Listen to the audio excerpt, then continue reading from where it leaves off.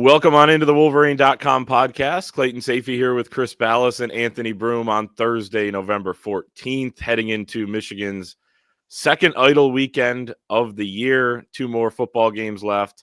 We'll talk about some Michigan football bye-week storylines. We'll get into basketball heading into Friday's game against TCU. And as always, we'll finish off with No Man Knows the Future. We'll make some Week 12 college football picks here as the season really rounds out. But if you're watching on YouTube, make sure to like the video, hit that thumbs up button, subscribe to our channel, and head to the Wolverine.com for all of our coverage of not only the end of the season, not only the basketball season, recruiting with signing day coming up, but also the transfer portal coming in December. You can get 2 months of premium access over at the Wolverine.com for just $1 if you use the promo code UM1. That is UM and the numeral 1. So take advantage of that right now. It's with the college football calendar, college sports calendar, the way it is, it's a really good time to get in over at the Wolverine.com with the promo code UM1.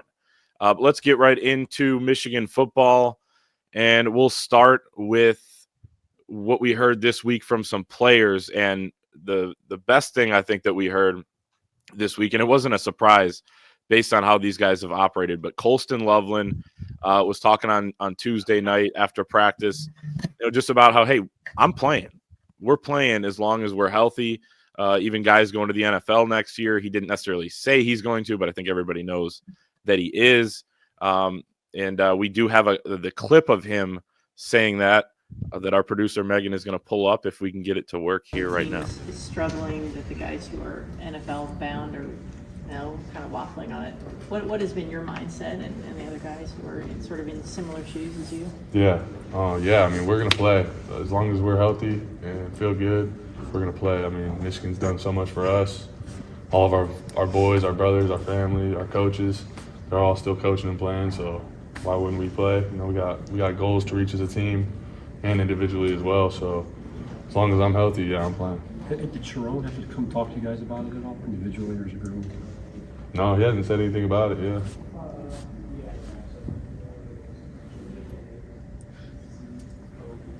Is that the world is that the college football world we live in, though, that people ask this at this stage of the... Yeah, I mean, I could see, I could see both sides, maybe if you had an injury or something, but, I feel like for me, and a lot of the guys here, if you're healthy and you can go out there and play, we love the game of football. We've been blessed by God to be able to play this game. So, and our families have sacrificed so much, so why wouldn't we play? That's kind of where my head's at. So there you have it. Pretty great to hear. And it's the one thing they've been able to do is keep this together in terms of guys wanting to play for each other. The leadership, I think, has been, there's been guys that have stepped up like Colston Loveland on this team. Yeah, I don't expect them to play in the Duke's Mayo Bowl or the Music City Bowl, and I wouldn't expect them to be honest with you. If it were, a playoff game or something like that, then absolutely. But to me, those are glorified exhibitions now, and really for the young guys, things have changed. My opinion on this would have been different probably 5 years ago, but with the playoff and everything, and seeing what happened to Jake Butt in the Orange Bowl, for example, with his knee injury, I don't see them playing in a meaningless bowl game. Should they get there, they're going to have to win one more game to get there. But yeah, it's good to hear. I wouldn't expect anything less of guys, with their national championship rings. And you see Mason Graham playing at an extremely high level. Kenneth Grant out there busting his butt. So, and all the talk about Will Johnson. Will Johnson wants to be out there. I have no doubt about that. So hopefully he'll be back for Northwestern. They need him, and then they need him for Ohio State. That is the one shot at redemption from this lousy season. Yeah, and the end of the clip sort of cut it off, but he was asked if he would play in a bowl game and said that might be a different story. So, did he? Okay. And again, I wouldn't blame any of those guys for not playing, but regardless of the way the season's going, this narrative to me is almost something that is, I don't want to say people are trying to speak it into existence, but it's just kind of the natural reaction to having a season that's disappointing or your goals kind of being out of the way. That's what college football is now in a lot of places, where once there's nothing to play for, guys kind of shut it down. We've been given no indications of that from any of these Michigan guys, including Will Johnson, who again, talking about trying to will something into existence, it seems like rival fans are the only ones that are saying that this guy shut it down for the year. We think that there's still a chance he comes back these last 2 weeks, but you still have this Ohio State game at the end of the year. Like that is, for all intents and purposes, like when it is a championship game, it is a measuring stick game. It's one of those games where you perform well in that game, and NFL scouts are going to be there. They're going to see that. So, when you strip away like what this season has been, like there's still, this season is not over. There's still the biggest game of your season left to play. So when I hear that from Colston Loveland, I'm not surprised by it. And I think a lot of these guys who came back in the first place where, we know there were whispers about, it might take a little more NIL money to keep so-and-so here and whatnot. I think at the end of the day, these guys, like Colston Loveland said in that clip, like they realized what this place has done for them. You came to Michigan to kind of see this thing through. For those guys that were sophomores last year, you reached the mountaintop. But there's still one more year to go if you're an NFL hopeful, and then 2 or more years to go if you're not. So I think I won't say it's admirable. It sounds like it's a charity case. Like this is a place where you play until the season's over, and the season is not over until that Ohio State game. So it's good to hear that those guys feel that way. Yeah, and a lot of the reason why those guys have had success is because of the older guys that were upperclassmen when they were younger. They kind of poured into them and set the right example, and they're doing that now that they're upperclassmen. And I agree on Will Johnson. Sharon Moore said that he started to run this week. He's going to try to play. He said we'll see next week. So certainly doesn't indicate anything that other than him trying to play as badly as he can, if he can. So we shall see. But yeah, I would hope some guys play in the bowl game, even if they're going to the NFL. I would not respect opting out. That's just me. But for the here and now, they're playing, as long as they're healthy, which is really good to hear. Let's move into a comment made by Kalel Mullings. But before we do, we got to talk about our friends over at Prizepicks. It's the most fun way to enjoy watching sports with Prizepicks this bye weekend. My favorite thing to do on a bye weekend is just watch college football, play some Prizepicks, put in my selections. You can win up to 100 times your money this football season, this basketball season. You just select 2 or more players, pick more or less on their projected stats, and place your entry. It's a great way to test your skills as a fan, and simple and easy to play. You can submit your entries in less than 20 seconds. And if you want to get in on the fun, we have a special offer for you. Go to prizepicks.com or the Prizepicks app. Use the code Wolverine to receive a guaranteed $50 once you play $5 in lineups. Again, prizepicks.com or the Prizepicks app. Use the code Wolverine to get a guaranteed $50 once you play $5 in lineups. I'm playing some picks tonight. I got Caden Hauser, the ECU quarterback, former Michigan State quarterback, more than 299.5 passing yards against Tulsa tonight. And then I got Jaden Daniels, more than 227.5 passing yards against the Philadelphia Eagles. But I'll be playing much more on Saturday as well. So sign up today, get $50 instantly when you play $5. You don't even need to win to receive the $50 bonus. It's guaranteed unless you play, as long as you play $5 and use the promo code Wolverine. It's Prizepicks Daily Fantasy Sports made easy. One of the more confusing things from the Indiana game was not seeing Kalel Mullings early in the game. He didn't get a carry until there were 7 minutes left in the second quarter. He didn't enter the game when Michigan was inside the 10-yard line until their 9th snap inside the 10 of the game, and they had settled for 2 field goals inside the 10. Before that, I guess the Davis Warren fumble got him outside of the 10, but they failed to punch it in despite having that type of position on the field. And we do have Kalel Mullings explaining what the heck happened, or maybe not what the heck happened. He still doesn't know either why he wasn't in the game. We have that clip. PSA, a lot of awkward silence in this clip. Kalel, did you get an explanation from the staff why you didn't get a carry Saturday until late in the second quarter? I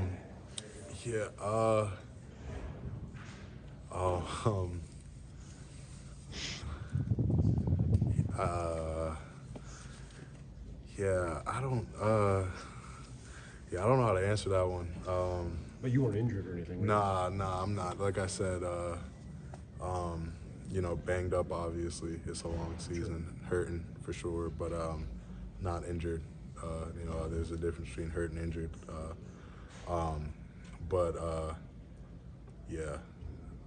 I don't know. Was it Did you frustrating? I mean, obviously playing on Saturdays and stuff, all of us want to be out there and playing and impacting.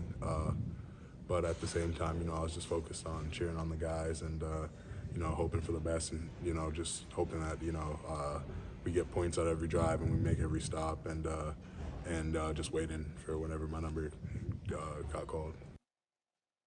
Sharon Moore said after the game that Donovan Edwards had practiced better coming into the game, but then Ben Hall coming in and being the second running back in, Kalel being the third, he said that they wanted to get Ben Hall some carries for a while. It seems like, okay, maybe you get him some carries after Kalel, or maybe when you're inside the 10, you go with the guy who gives you the best chance to score in a game you ended up losing by 5 in. This one, just not, I give Kalel credit for handling it the way he did, but still, it just doesn't seem to make much sense to me. It's not like he's been putting up huge numbers, first of all. I think, what do you have, 13 carries for 18 yards against Michigan State or something like that? And then what was he against Oregon? It's not like he's been running wild. So I get that part of it, right? What I don't get is when they say, well, he's had a lot of carries this year. No, he really hasn't. Historically, compared to the bell cow backs that we've seen at Michigan. So just call it like it is. And you're probably a little worried about Ben Hall transferring if you don't get him some carries. And maybe Donovan Edwards has been running okay at times. He's had some plays. And so maybe he deserved to be number one. But who knows, guys? It's just it's been a weird year all the way around, right? And now I'm against when everybody says, well, you just need to bench the older guys and play the younger guys and F their feelings, right?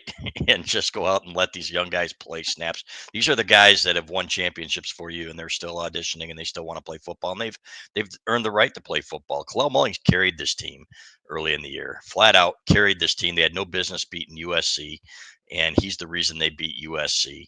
He's had some huge runs that led to some victories. So it's pretty clear to me that he's a little frustrated, but I think there's a lot of frustration to go around this year, guys. It's just been that kind of year. So if they're going to beat Ohio State, for example, on the road, which they aren't, spoiler alert, but if they were going to have a chance in that game, you're going to need a guy like Kalel Mullings and to wear a team down and with the running game. That's all there is to it. And he's going to be one of those guys that's going to have to really bring it that game. So hopefully keeps his head in it. Hopefully we see him have a good game against Northwestern, and grateful for what he's done for this program for the last several years, moving positions. And I don't think we've seen the last chapter with Kalel Mullings yet. I'll say this just to start. I thought Kalel's a pro and he's a team guy, comes from a great family, has a good head on his shoulders. To see that guy as bothered and clearly just let's call what we saw, in the clip, what you hear in the clip. He's biting his tongue. He's incredibly frustrated. And I think he has every right to be, because first off, all those things aside, in Saturday's game scores their only offensive touchdown, right? Is that correct? Yes. Only touchdown. Yeah. This is a guy who's really won you the USC game. I think you can make the argument won you the Minnesota game.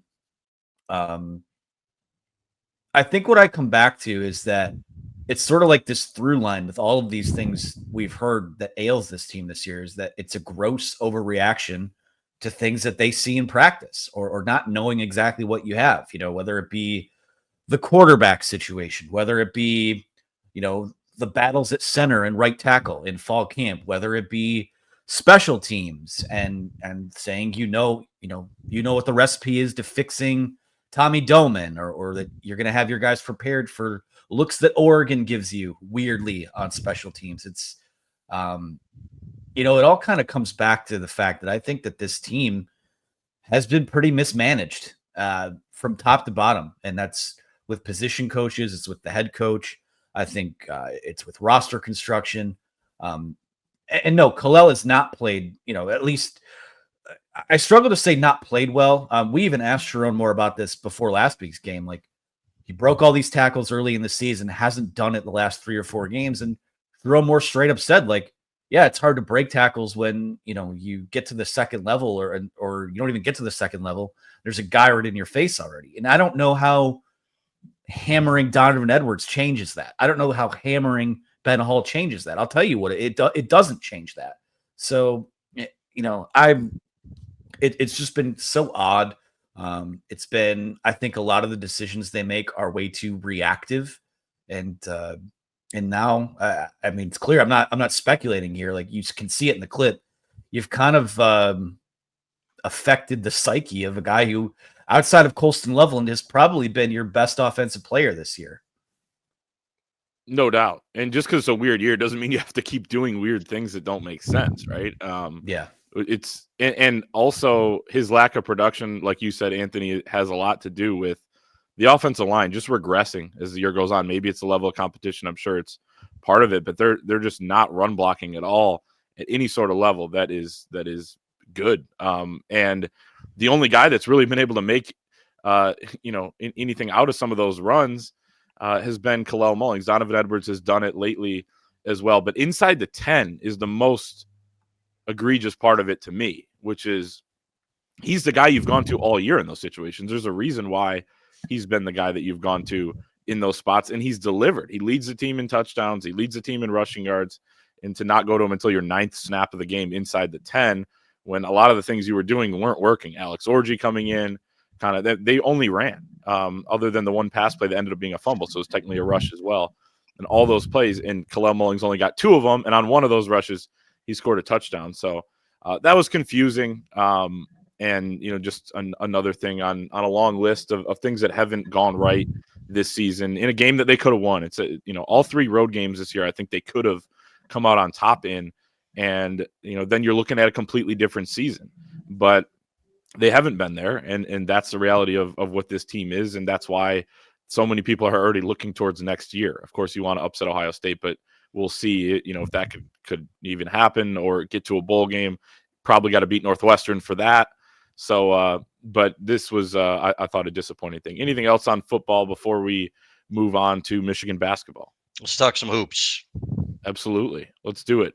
Before we do, though, we got to talk about our friends over at Gametime. And speaking of Michigan basketball, if you're going to the game on Friday, if you don't have your tickets yet, get them at Gametime. They're the exclusive ticketing partner of the Wolverine podcast. It's the easiest way to get tickets to the biggest games, concerts, or shows. The app is super easy to use. You can get your Michigan basketball tickets, your Pistons tickets, your whatever NBA teams in your hometown, NFL, all that, concert shows.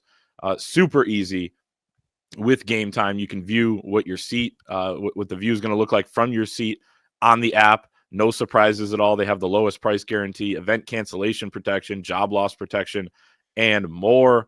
You can use the promo code ON3 for $20 off your first purchase. That's ON, the numeral 3 for $20 off your first purchase at Gametime. Take the guesswork out of buying tickets with Gametime. Download the Gametime app, create an account, and use the code ON3 for $20 off your first purchase. Terms apply. Again, create an account, redeem code ON3 for $20 off. Terms apply. Download Gametime today. Michigan basketball, back at it on Friday night against TCU.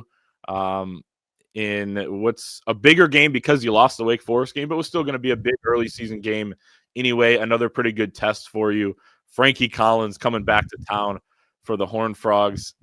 Probably the first player ever to take on Michigan, to be a former Michigan player and play against Michigan for 2 different teams. I think he's on his 7th school probably in the last 7 years, including high schools, because he bounced around so much. But TCU certainly currently sitting at 56th in KenPom. They were picked 10th out of 16 teams in the Big 12. So kind of projected to be a bubble team. That league could get double-digit bids, just like the Big 10. Your guys' thoughts heading into this one here on Friday night with Dusty May's crew? Does Frankie have any eligibility left? Could we see him in Ann Arbor with another team next year, or is this it? I think this might be it. That's too bad. Maybe he can petition. I'd love to see him back here for another, for a 3rd time with a different team. So I think this is an important game, right? You can't. These are the games that John Beilein used to say you have to win these ones at home, right? You're building your resume, and the resume building starts now. Wake Forest was a missed opportunity, but that's not a killer. It's a neutral site game. Might as well have been a road game with all the Wake Forest fans there. But this is one that they kind of need to win. I'm not saying it's a do or die game, even when it's the second game, third game of the year, but you want to win this game. So, and I think there will be some improvements, guys. I think we get to talk to Mike Boynton today, and we'll ask him about the defensive rebounding. I think that's one area of concern. Turnovers have been an issue. Danny Wolf's got to play a little bit more in control, and they're still figuring out some lineups. And there are some guys who are going to be able to play against more athletic teams, and some guys who aren't. And but overall, to me, this is going to be a good basketball team. I have no doubt about that. And just how good is the big question. Everybody said, well, that's a wake-up call, the loss to Wake Forest. And I'm like, well, it's an early season game against a pretty good team. I don't think it's a wake-up call. I don't think anybody expected this team to be a 1 seed or a 2 seed. I think that game kind of went about a lot the way a lot of us thought it would go, with a coin flip, a couple less wet spots on the floor, and maybe you win that basketball game. So that's when it comes down to it, a play here, a play there. So we'll see. I'm excited though to see it. I like Friday night basketball. I like Michigan basketball again. Hopefully the fans will start coming out. As Dusty May said, I'll give them a month before we start to question where they are. But to me, this will be a fun one. Frankie Collins is probably going to have something to prove coming back here. So I better contain that kid too. He went off, I think, last year against Michigan, if I'm not mistaken. It's a huge game for both of these teams. I'll say TCU, when you look at kind of some of the things they've done early on this year, blew out Florida A&M. Florida Gulf Coast, it was 67-51. Played Texas State the other night. It was 76-71, so win a close game. They were expected to win there. This is a big game for them because they don't really have you look at their non-conference schedule, they don't really have a ton of opportunities for, one of these tier A or quad 1 type of wins on the road. In Michigan, after you let one slip on Sunday, again, I'm not freaking out about that at all. Like you said, Chris, it's a coin flip game, a 2-point loss and a coin flip game. It's literally one basket either way. So I'm not putting too much stock into that. I think that when you look at the process of how Dusty May operates, I think a lot of it depends on data, and they're still very much in data gathering mode when it comes to, the what the lineups look like in certain situations, what lineups look best together, all those types of things. I expect them to not only come out and win this game on Friday. I wouldn't be surprised if it was a bit of I guess it's hard to say return to form because we don't know what consistently this team is yet, but I wouldn't be surprised to see them win by 12 to 15 points or something like that. I just feel like they're extremely not only data driven, but they're self-aware. They go in the lab and they correct the things that have ailed them, in the vacuum of one game. For example, first game, the exhibition game they play against Oakland, they did not play well, or they did not shoot well from the free throw line at all. Asked Dusty May about it after the game. He said it wasn't really something we'd emphasize because working on building the habits for, February, March, April, and free throws aren't really one of those things in the here and now. They emphasized it that week in practice. They've been much better since then. In fact, I'm not even concerned about them from the free throw line. So to me, it's all about getting that data, getting that feedback, finding ways to improve and maximizing what you have. And they're still figuring out how to do that. But I expect them to come out and do that Friday night. Yeah. And TCU is going to challenge you in some similar ways that Wake Forest did. One, TCU is still coming together as a team. They have 5 of their top 6 guys in terms of minutes per game are transfers. 4 of them are from mid-majors, so they're transferring up and adjusting to a different, level of play, although they're playing. This will be the first time they actually play against another high major, Frankie Collins being, the only guy who transferred from another high major, which was Arizona State, a couple of years there. But they're going to force a lot of turnovers. I was watching their game against Texas State a couple nights ago, trap out of the ball screens, try to make you get uncomfortable, have to make a couple passes and beat their rotations. And Texas State did that in the first half. They were leading at halftime, and then TCU used a couple big runs in the second half to kind of pull away, 12-2 run, 13-2 run. So they've been solid so far against these terrible teams. Texas State, I guess, top 150 in KenPom, so maybe could make the tournament if they win their league. But, they also showed some cracks in that game as well. So they're still coming along. I think this is a good opportunity for Michigan to win this game. Frankie Collins coming in, averaging 11, 4, and 4, shooting way less threes under Jamie Dixon than he did when Bobby Hurley let him just kind of do whatever he wanted. He shot 145 threes last year, only made 31% of them. But, so they seem like a well-coached team. Jamie Dixon's had that team. They've been a single-digit seed in the NCAA tournament the last few years. So, it's a good program. I think they just had a lot of turnover here this season as well coming in. So 2 teams trying to kind of figure out who they are, but it should be good. And the one thing about the crowd is it's opening day for rifle season tomorrow. So a lot of fans that maybe would have come in will probably be up in some deer blind freezing their asses off. That's great. Well, okay, there you have it. So, we have to do a study on the crossover between hunters and Michigan basketball fans, right? No, I think there's a lot. There probably is. In the state of Michigan. Oh, yeah. Yeah. But so how does it work at night? At night, do you have night vision goggles, or do you leave and do you go back to? No, you go back. Those guys are in bed because they were out there at 4:30 in the morning. I got you. Okay, well, they're drinking beer by then, but it's a 6 o'clock tip. Maybe they can stay. So there could be a huge crowd there, but we won't know it because they're all camouflaged, or will they be wearing orange and they'll stick out like sore thumbs? I don't know how it works. So I'm not a hunter, man. I'm sorry, guys. So regardless, I hope guys show up for this one. Hope fans show up for this one. So I think this team's going to deserve it, especially by the end of the year, as Dusty May said. So he likes this team. You can tell he likes this team even after the loss to Wake. He's not concerned at all, and I'm not concerned about a Dusty May team, to be honest with you. Yeah, and just the push I'll make to fan. Not that we're in charge of drumming up ticket sales, but I will say if you go, no bags. Remember that. No bags. For as good as a non-conference slate as this is for Michigan, you're going to go play the Fort Myers tip-off. You're going to play, the Jumpman Invitational. This is really kind of the one, I guess, marquee game on the non-conference slate that is played at home. So it's Friday night at 6 o'clock tip. I know that can be hard to get to for the people that work. Most people work jobs, and Ann Arbor traffic and rush hour traffic can be tough to navigate, but you don't get many Friday nights out at Crisler Center against a quality opponent. So that would be my pitch towards it. But it should be fun. I'm looking forward to it. I'd rather play a game like this than watch them play, East Saginaw Community College and win by 60 points. So it'll be fun. Hey, East Saginaw Community College, they got a good team this year. They're coming together. They got a lot of transfers, but yeah, I think T Green coaches them. That's before your time. But, the veterans will get it. Okay. Take a date on Friday to Crisler. I may bring one to Press Row. Who knows? We got to pack that place. All right. So. Well, I'd have to give up my seat if you did that, but so just let me know. Wow. Yeah, we'll see. Let's get to our college football picks, week 12 of the season. But before we do, a quick word from our sponsor, 5-Star, brand new sponsor. Do we have a sound effect for that?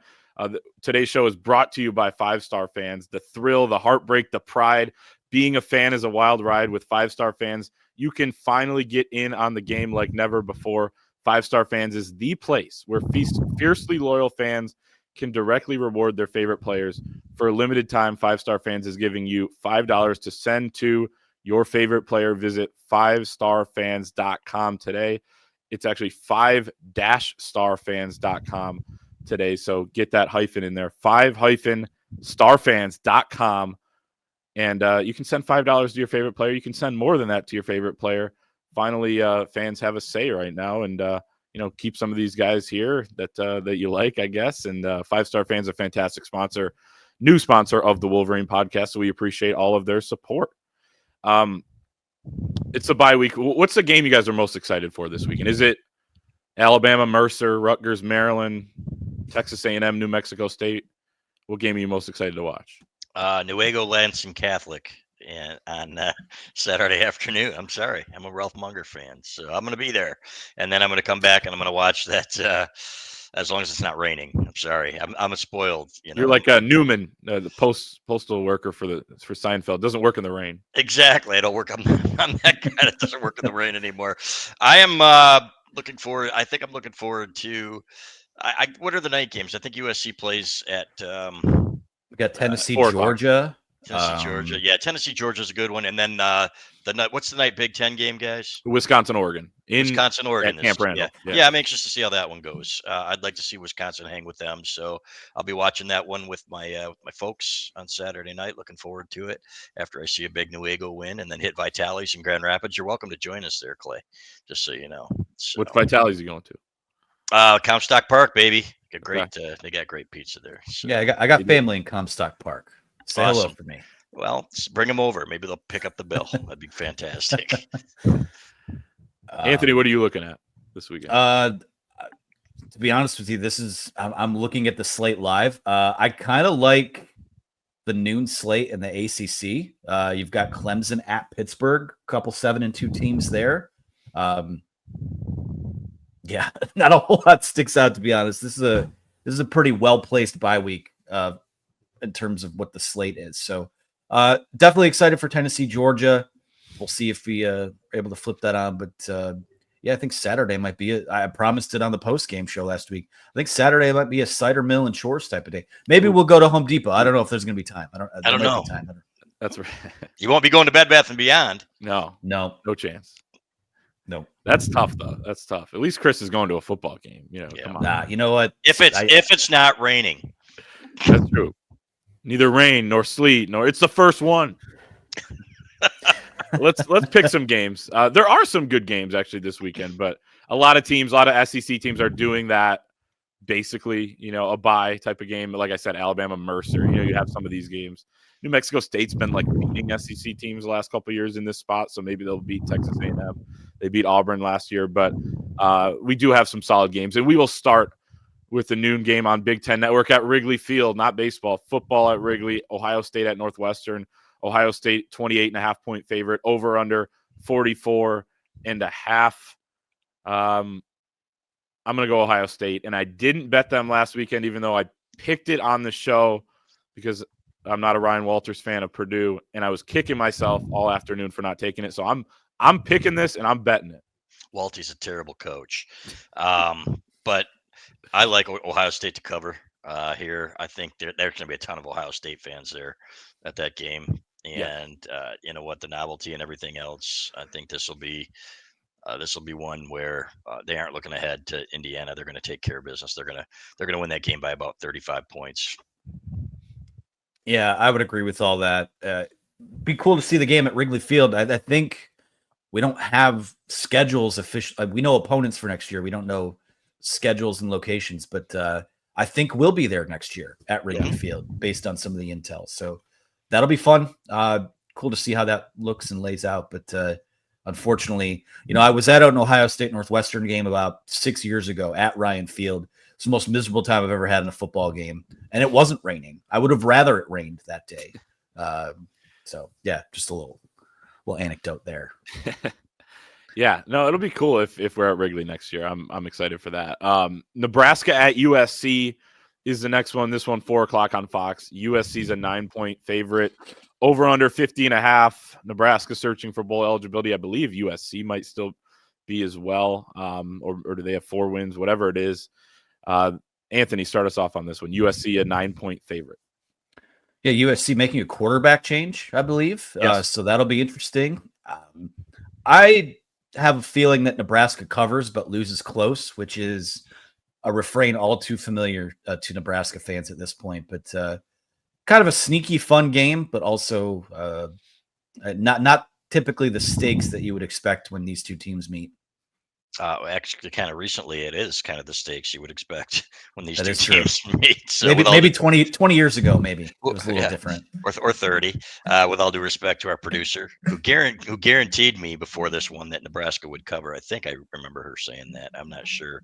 No, she didn't say that. Okay, then I'm going with USC to cover. I think USC is going to win by 2 or 3 scores. Yeah, I think Lincoln Riley needs this game, and I think they're going to win by 10-ish. They'll cover the 9. So I'm going to go with USC as well. The next one, Oregon at Wisconsin. This is a 2 TV night. You need this one. You need Tennessee, Georgia on Saturday night. Oregon is a 14-point favorite. Over under is 51.5. Oregon making the travel, back to the Midwest here, and You know, they've won pretty handily in both of their games doing that this year. I just feel like this might be a little weird. Oregon, you know, maybe it was the Michigan game that was almost weird. That was kind of their one that they needed to win close in. But it feels like even when you win a championship or you compete for one, you have that game. I think this might be it. So I'm going to take Wisconsin. 38-17 is not all that close, if we're being honest. And it was 28. I said weird. It was Yeah. almost a one possession game late. Yeah. Well, wow. Awesome. It was a 38-17 final. I didn't think it was really, I never thought Michigan was going to win that football game, but I do think Wisconsin's going to keep this one close. And for some reason, I'd like the Badgers here to keep it within maybe even a touchdown. I think it'll be an interesting game going into the fourth quarter. That's my gut feeling on this one. Yeah, I could see this being there. I've affectionately referred to these types of games as "oh shit" games over the last few years. Michigan's had them. Seems like you do have one on the way to a title, and Oregon has been steamrolling everyone pretty much except for Ohio State. I will go with Wisconsin to cover. Oregon has a bye week next week. It's got a rivalry game after that against Washington, so I could see this being a little bit of a sleepy effort for them. This is I think the third time in the last 5 weeks that they've had to make a cross-country trip. Wisconsin not as far as some of the other trips that they've made, but give me the Badgers to cover, even though I think that Oregon will still win by 2 scores. And then the last one, Tennessee at Georgia, 2 potential playoff teams. Georgia 10.5-point favorite, over under is 48.5. And you think about this one, I thought this was the same spot that we were getting last week when they go at Ole Miss. They lose by double digits, Georgia. Tennessee's got a good defense. We don't know if Nico Iamaleava is going to play concussion protocol this week. I think I'm just going to keep hammering away at this. Just this is the week that Georgia does it because they surprised everyone against Texas. So I think that kind of performance is in there for them. I'm going to go with Georgia. Yeah, I am too. I think Georgia's going to win this football game and win it pretty handily. But this is a tough team to read. You know, it's crazy. But we'll see. Yeah, I'm going with Georgia. I'm going with Georgia too. I think they'll roll. I think that Carson Beck is due to play a clean game, and if he doesn't, they might just make a quarterback change in this game. But I do think that this will be a game where they come out, impose their will, and kind of put themselves back in the conversation of, hey, when this team's rolling, they could beat anybody. Yeah, I don't really trust Tennessee to score either in this game. Do you guys know who the title favorite is, the national championship favorite right now? Alabama. It's got to be Oregon, right? It's Ohio State. It's the Ohio State Buckeyes at plus 320. Oh, Oregon great. Second, Texas, Georgia, Ole Miss, Alabama, Penn State, Notre Dame, Tennessee, Indiana at plus 2,500. But it's wide open. I think Georgia or Alabama might end up just winning. It won't be Ohio State. They could beat Michigan by 60. It won't be Ohio State. It just won't be. There you have it. Is that a guarantee? It's a guarantee is what it is. All right. It's a damn guarantee. We'll have to track that throughout the year. I hope you're right, Anthony. You know me. But that's our show for this week. Enjoy the college football this weekend. Enjoy and stay safe if you're out there on Friday and throughout the weekend there. Up north somewhere in a deer blind, drinking beer and maybe watching a little Michigan basketball if you got service on Friday night. Make sure to like the video. If you're watching on YouTube, subscribe to our channel and head to thewolverine.com. Use the promo code UM1 for 2 months of premium access for just $1, and we will see everyone next time.